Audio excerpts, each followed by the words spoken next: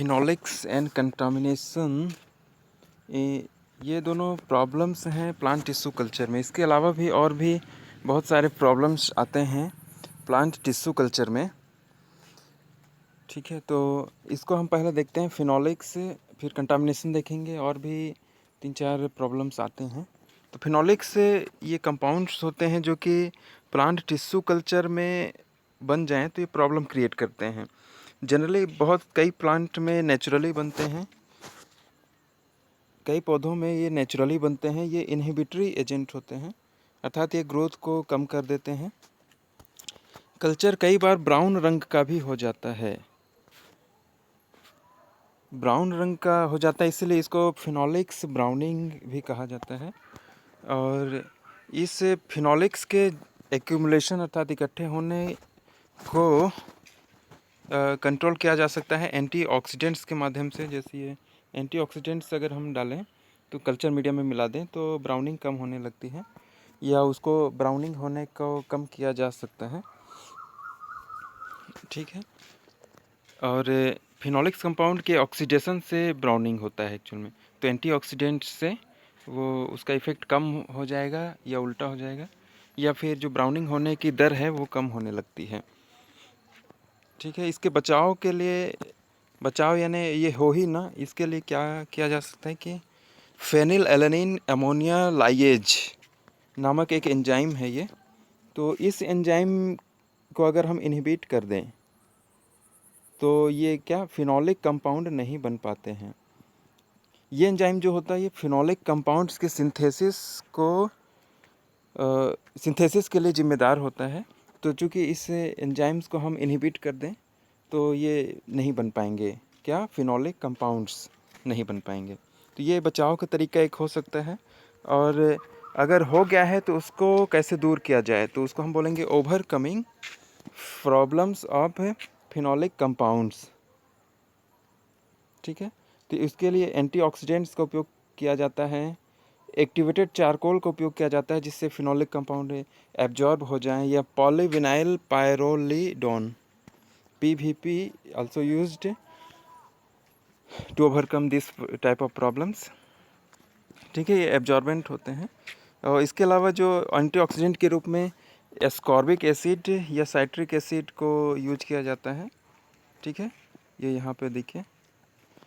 और कल्चर को डार्क में रखना भी एक स्ट्रेटजी है जिससे फिनोलिक कंपाउंड का प्रोडक्शन कम किया जा सकता है। ठीक है, तो ये हो गया, फिनोलिक कंपाउंड्स एक प्रॉब्लम क्रिएट करते हैं।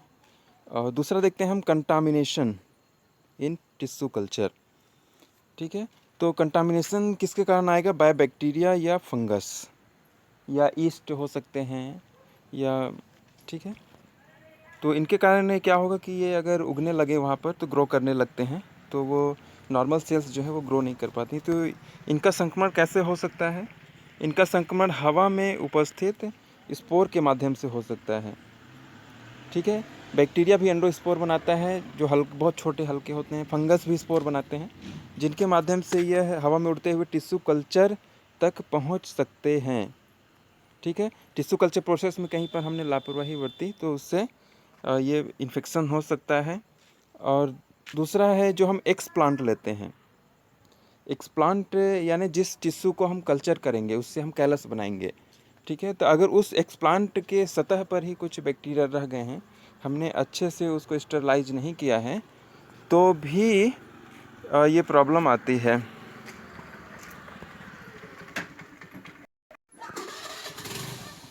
ठीक है, तो एक्सप्लांट टिश्यू की सतह पर उपस्थित बैक्टीरिया या फंगस से भी इन्फेक्शन हो सकता है। इसीलिए एक्सप्लांट या टिश्यू जो हम लेते हैं कल्चर के लिए, तो उसमें उसको पहले डिसइंफेक्ट करते हैं, अर्थात उसकी सतह को एथेनॉल से स्टरलाइज किया जाता है, और भी दूसरे तरीके हैं।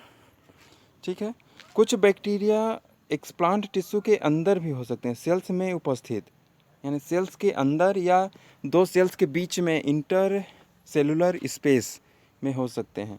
तो उन बैक्टीरिया से भी संक्रमण हो सकता है। इसीलिए हम जो एक्सप्लांट लेते हैं जनरली वो मेरिस्टेमेटिक कोशिकाएं हों या जो एक्टिवली ग्रो कर रही हों, जिससे वो जो तुरंत बनी हुई कोशिकाएं होती हैं उसमें संभावना रहती है कि संक्रमण ना हुआ हो। ठीक है, तो उसको एक्सप्लांट के रूप में हम लेते हैं, उसको कल्चर करते हैं तो वो कैलस बनाता है और फिर उसको टिश्यू कल्चर में यूज करते हैं।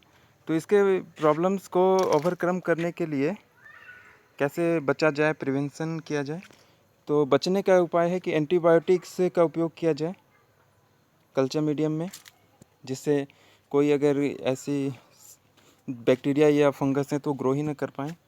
और प्रोसेस के दौरान हाथ में ग्लव्स पहने, लैब कोट पहने, मुंह में मास्क लगाया जाए जिससे मुंह से सांस लेते समय बैक्टीरिया जो बाहर निकलते हैं वो कल्चर में न जाने पाए। बालों में भी कवर लगाया जा सकता है।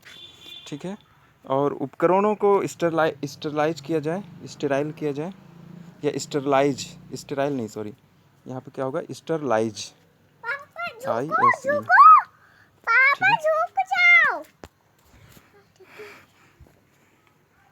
ठीक है, तो एथेनॉल के सभी सरफेस को क्लीन करें एथेनॉल से साफ़ करने पर काफ़ी साफ़ हो जाता है, बैक्टीरिया मर जाते हैं, नष्ट हो जाते हैं। और इसके अलावा कल्चर मीडिया में को ऑटोक्लेव में स्टरलाइज किया जाता है।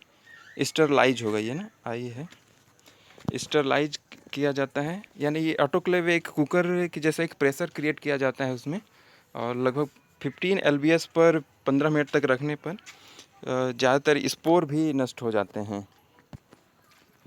ठीक है, और प्रोसेस के दौरान किसी अन्य वस्तु को न छुएं जिससे स्टरलाइज न किया गया हो।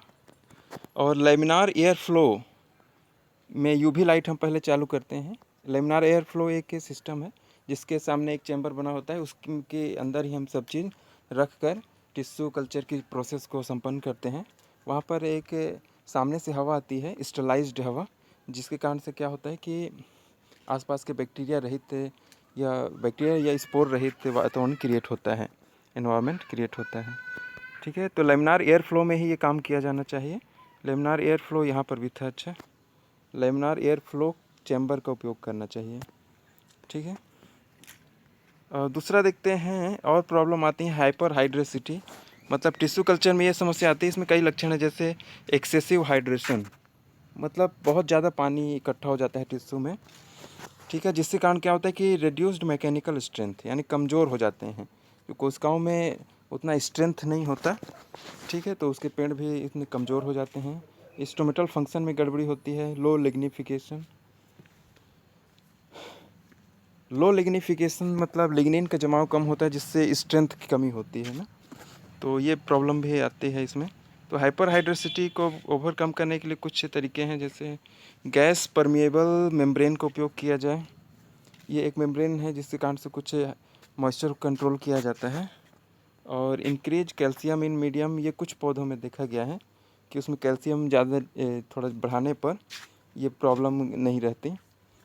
बॉटम कूलिंग भी एक तरीका है। ठीक है, और यूज ऑफ साइटोकाइनिन मेटाटोपोलिन, ये स्पेशल टाइप का एरोमेटिक साइटोकाइनिन है, इसका यूज भी किया जाता है। और साइटोकाइनिन के साथ में नाइट्रोजन के सोर्स को भी लिमिट करके भी कुछ स्ट्रेटजी है इसके बारे में। तो हाइपर हाइड्रेसिटी इससे कंट्रोल किया जा सकता है।